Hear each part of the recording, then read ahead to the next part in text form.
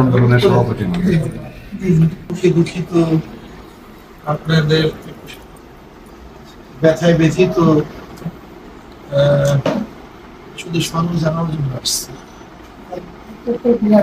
বাসায় এসে আপনারা আসলে খুব খুশি, কারণ সবাই মানে এরা তো কাছাকাছি এসেই সমাধান জানাবেন। বহু লোক সারা দেশ থেকে জানাইতেছে।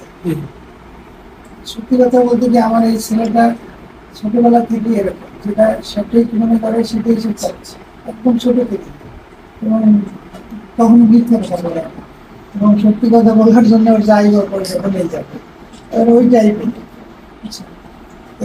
তারা এরকম ভাবে যে রাখছে, এটা আমার খুব মানে আমার আত্মীয় স্বজন সবাই সারাদিন পায়। কোন মা খারাপ কোনো টিভি অফিসে দেখতে দেয় না, এখনো কোনো দেখতে দেয় এখনো দেখতে দেয় না।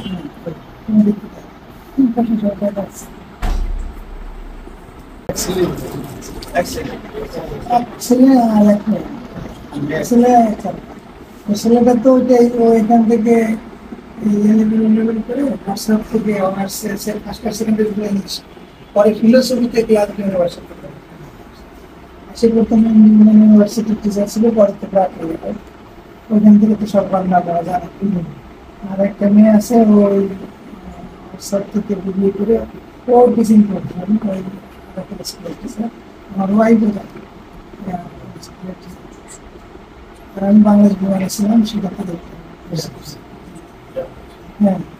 এখন ওই একটা ছেলে, তার এই অবস্থা। এই জন্যই বাসা তো কারো আর কোনো মাথা টাথা ঠিক না, পরীক্ষা পাস এবং কিছু মানুষের ত্যাগের ভিত্তিতে গোটা দুনিয়া বুঝছে। আমার ছেলেদের জন্য আমার কষ্ট লাগে।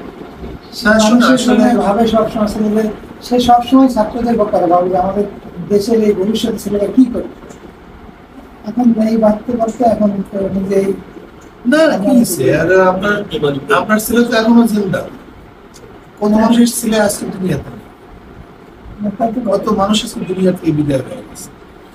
আজকে আপনার স্ত্রী, আমাদের আসিফ স্যারের মা সে অপেক্ষা আছে, দেখবে। কিন্তু হাজারো মা আছে, তারা দেখবে না তাদের সন্তান। হাজারো আমাদের বোনেরা আছে যাদের স্বামীদের সাথে আপনি মনে থাকে। এখানে আসছে যাওয়ার কিছু নেই। আর আপনারা তো জানেন, রক্ত, ত্যাগ এবং কুরবানির মাধ্যমে জাতি গড়ে, এটা হলো জাতির রাহনুমাই। এর মাধ্যমে জাতি পথ প্রদর্শন, তারা পথ পায়। কাজে আসলে আমরা বাস যারা আছি, আমরা আমাদের প্রত্যেকের সুখে সুখী হওয়া, প্রত্যেকের দুঃখে দুঃখী হওয়া, এবং আমরা সমানের সমঝোতা হিসাবে সম্পৃক্ততা রেখে দুনিয়াতে বসবাস করার জন্যই আসলে আপনাদের কাছে আসছে। আমাদের মহাসচিব আসছে, সবাই দায়িত্বশীল আসছে। আমরা ইনশাআল্লাহ আশা করি আপনাদের পাশে আছি, ছিলাম, আছি, থাকবো ইনশাআল্লাহ। আপনাদের এই বাসা আসাটাই তো প্রমাণ করতেছে যে আপনারা কতখানি কাছে আছেন। এটা তো বলার অপেক্ষাই রাখে। এবং আমি আসলে খুব গ্রেটফুল, আমি খুবই খুশি যে আপনারা মায়ের এতগুলো লোক বাসায় আসছেন সহানুভূতি দেখানোর জন্য। আপনাদের দোয়া অবশ্যই কাজ হবে, এবং আমি মনে করি যে আমার ছেলে ইনশাআল্লাহ আপনি কোনো টেনশন করবেন না।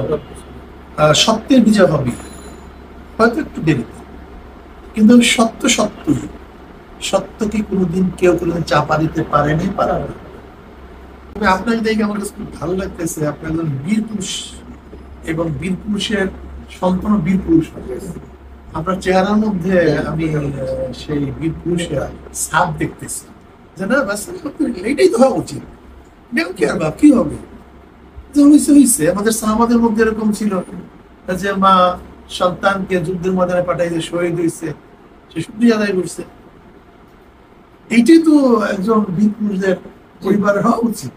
যা হবে হবে, চিন্তা করবে কি আছে। আপনি ভালো থাকবেন, সুস্থ থাকবেন, চিন্তা মুক্ত থাকবেন।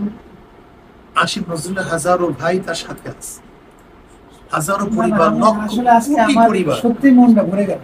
এই যে আপনারা এতগুলো লোক এই কত কষ্টের মধ্যে দিয়ে কোথা যে থেকে ব্যস্ততা, আসলে ব্যস্ততার এখানে মধ্যে ঢাকায় আসলে এরকম সব খুব কিছু। কঠিন মাস। কোনো জায়গায় যাইতে গেলে প্রোগ্রাম করা লাগে কয়েকদিন আগে থেকে। আর আপনারা সবাই চলে আসছেন, এটা প্রচন্ড ভাবে এটা ভালোবাসা এবং গভীর আন্তরিক টান ছাড়া এটা সম্ভব না। ربنا ظلمنا انفسنا وان لم تغفر لنا وترحمنا لنكونن من الخاسرين. আল্লাহ আমাদের গুনাহ খাতা মাফ করে, আল্লাহুম্মা গুনাহ থেকে বাঁচিয়ে থাকার তৌফিক দান করুন।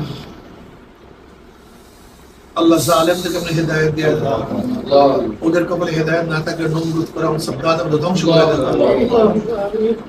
আল্লাহ সমস্ত মানুষের জান মানে নিরাপত্তা প্রদান করেন। আল্লাহ মাজলুমদের ঐক্য হয়ে জালেমদের বিরুদ্ধে আন্দোলন করার তৌফিক দান করেন। আল্লাহ মাজলুমদের বিজয় দান করেন। আল্লাহ সবাইকে ধৈর্য ধারণ করার তৌফিক দান করেন। আল্লাহ স্বজন হারা মানুষদেরকে ধৈর্য ধারণ করার তৌফিক দান করেন। যারা আমাদের থেকে বিদায় হয়ে গেছে তাদেরকে আমরা জান্নাতের ব্যবস্থা করে দেন। আল্লাহ খাস করে আমাদের আসিফ সাহেবের মুক্তির ব্যবস্থা করে দেন। তার বাপ মা ধৈর্য ধারণ করার তৌফিক দান করেন। رب ارحمهما كما ربياني صغيرا وصلى الله تعالى على خير خلق محمد وعلى اله وصحبه وسلم وارحمنا معهم رحمه